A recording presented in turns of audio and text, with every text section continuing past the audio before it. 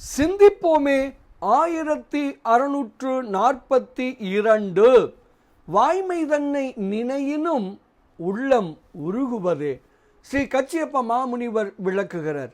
குருவாய் அருள் புரிதலாகிய பேறு தம் உயிருக்கு உள்ளவரோடு மட்டுமன்றி இல்லாதவரும் குறியாக கொண்டு உய்யும் பொருட்டு அருவாகவும்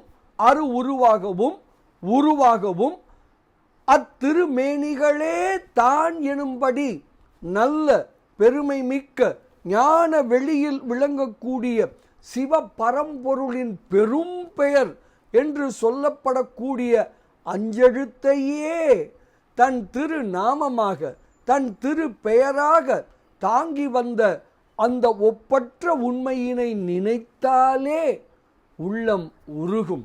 இப்படியாக முதல்வர் நாமத்தை நினைத்தாலே உள்ளம் உருகும் என்று விளக்குகிறார் ஸ்ரீ கச்சியப்ப மாமுனிவர். பாடலை காணலாமே. குருவாய் அருளல் உயிருக்கு இன்மையாரும் குறி கொடு உய்ய அருவாய் உருவாய் அவைதான் என நல் பெறுவான் பொருள் தன் பெரும் பெயரே பெயராக வந்த ஒரு வாய்மை தன்னை நினையினும் உள்ளம் உருகுவதே. வாய்மை தன்னை நினையினும் உள்ளம் உருகுவதே என்று ஸ்ரீ கச்சியப்ப மாமுனிவர் தன்னுடைய ஸ்ரீ பஞ்சாக்கர தேசிகர் அந்தாதி எனும் அருமையான நூலில் 5வது பாடலில் விளக்குகிறார்.